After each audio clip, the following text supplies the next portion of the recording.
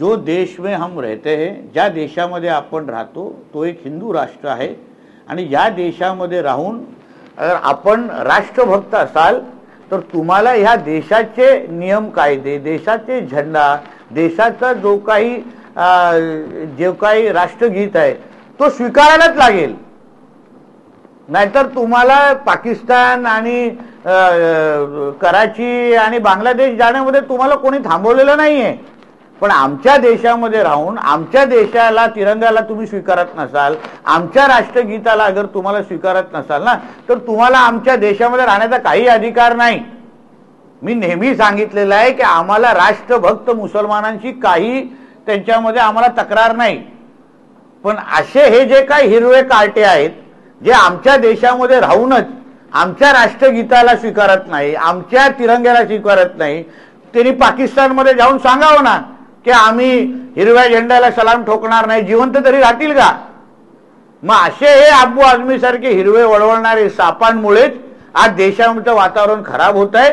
म्हणून ज्याला राष्ट्रगीत म्हणायचं नसेल, ज्याला आमचा तिरंगा स्वीकारायचं नसेल, त्यांनी पाकिस्तान आणि बांगलादेशमध्ये निघून जावं. त्यांची जागा आमच्या हिंदू राष्ट्रामध्ये नाही.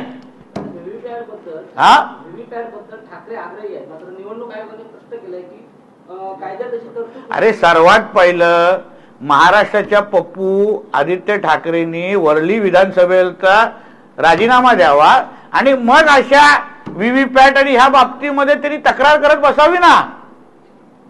स्वतः ईव्हीएम वर निवडून आलेला आहे तेव्हा काय वाटलं नाही. मग तुम्हाला ईव्हीएम वर एवढी हरकत आहे ना, चला वरळीचा राजीनामा द्या आणि परत निवडून येण्याची हिंमत दाखवा, आम्ही काही हरतो. चला असेल हिंमत तर बोला, नाहीतर उगाच या म्यावम्यावला कोण महत्व देत नाही. सर बोगस आधार कार्ड प्रकरणी रोहित पवारांना गुन्हा दाखल झाला नाही, पण आता त्याच्यामध्ये नवीन गोष्ट नाही ना. बोगस माणसाकडून बोगसच आरेखाडे आणि कागदपत्र सादर होणार ना, त्याच्यामध्ये नवीन माणूस आश्चर्य करण्यासारखी काय गोष्ट आहे. ठीक आहे, कर्जमाफीची तारीख न दिलं रेट बंद करू असा पंतप्रधान काय काय मुख्यमंत्र्यांनी. बघा, एक लक्षात घ्या, आदरणीय मुख्यमंत्री साहेब हा विषय हाताळत आहेत. ते स्वतः यांच्याबरोबर बैठक घेणार आहे अशी माझी माहिती आहे. म्हणून आदरणीय मुख्यमंत्रीच्या बैठकीसाठी आपण सगळ्यांनी थोडा संयम ठेवला पाहिजे.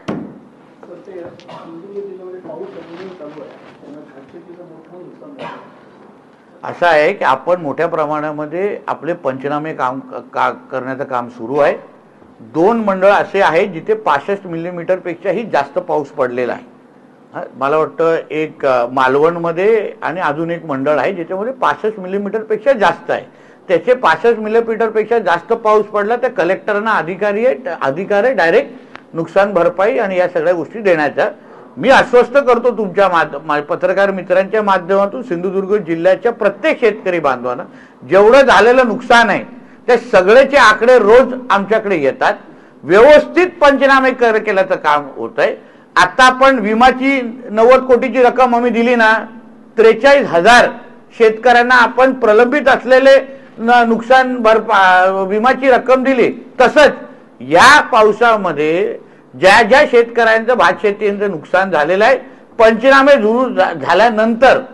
झाल्यानंतर जो फायनल आकडा येईल, जे फायनल अंदाज येतील त्याप्रमाणे जास्तीत जास्त नुकसान भरपाई, मी कुठेही एवढंच देणार तेवढं देणार बोलणार नाही, पण प्रत्येकाला जास्तीत जास्त नुकसान भरपाई त्यांच्या नुकसानानुसार हे निश्चित पद्धतीने दिली जाईल. हे मी जिल्ह्याचा पालकमंत्री म्हणून शेतकऱ्यांना आणि जिल्हावासियांना आश्वस्त करतो.